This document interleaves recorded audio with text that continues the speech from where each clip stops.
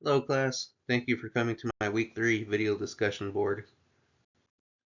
The first topic that will be discussed is externalities, which was discussed in chapter 6. Um, the definition of an externality is an unintended consequence as a result of economic activities. These may affect parties who may not have been directly involved, and they can be negative or positive. An example of an externality may be pollution. As a result of transportation. Today transportation heavily involves fossil fuels. I know that we are slowly trying to um, have transportation involve green energy, but in the meantime, the use of fossil fuels in transportation methods causes pollution. I do believe that most Americans do have a basic concept of externalities, but may not know it as a definition. The next topic are trade-offs, which was discussed in Chapter 7. This is the action of giving up one or more variable in exchange for other variables. An example that I can think of in today's society is, work and employment versus spending time with family. It's often thought that in order to be successful and have a good career where you can provide for your family, the trade-off is that you spend less time with your family. So, yeah, I do believe that this concept is fairly common, and most Americans do understand what a trade-off is. The next topic, which was found in Chapter 8, is privatization. This is when you transfer ownership or control of an organization from the government or the public sector to the private sector. An example that I can think of is Air India, which at one time used to be owned by the Indian government. However, this airlines was in the process, or it might have been completed actually, where Air India was privatized and now owned by the private citizens. I do not know if most Americans understand this concept, as you hardly hear about this happening within the United States.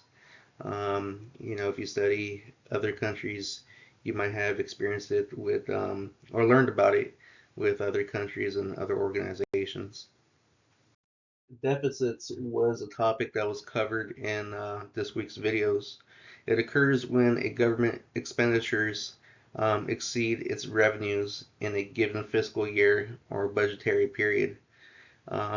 It's when a negative balance between the government spending and its income exists.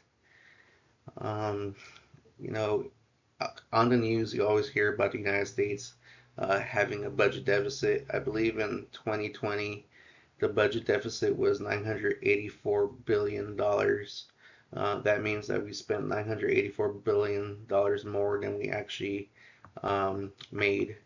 I feel that government deficits is common knowledge within the United States, as it's something that you always hear discussed in the news, and affects our daily lives. Expansionary monetary policy was another topic discussed in a video. This is actually a strategy implemented by a central bank of a country. For example, in the US, we have the Federal Reserve Bank. This policy encourages economic growth and eases the effect of recession or an economic slump. This is done when the central bank increases money supply, lower interest rates, and encourages borrowing and spending. A modern example can be thought of during the 2007-2008 recession when the Federal Reserve Bank cut interest rates, um, conducted quantitative easing, reducing borrowing costs for businesses and consumers, and supporting economic recovery. Once again, I do believe that this is a concept that most Americans are familiar with. However, they might not know it as expansionary monetary policy, but I'm sure that most Americans have heard of the Federal Reserve Bank lowering interest rates and trying to promote effective economic practices during the slumping economy. Stagnation was another concept that was discussed in the videos. Stagnation is described as a period of slow or stagnant economic growth. often accompanied by high unemployment, low consumer spending, and sluggish business investment. Um, an example I can think of is Japan's lost decades, which incorporated most of the 1990s and 2000s, but some of the side effects are still felt today, where during the 90s, Japanese real estate was super expensive. The market was red hot. So what the central bank did to combat that was raise interest rates.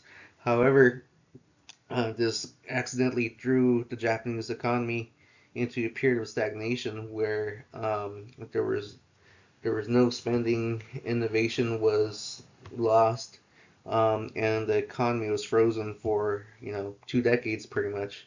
However, through expansionary monetary policy, the government has been able to kind of kickstart the economy. There are still some lingering side effects. However, Japan's economy has slowly been improving since then. Thank you very much for listening to my video. Have a good week.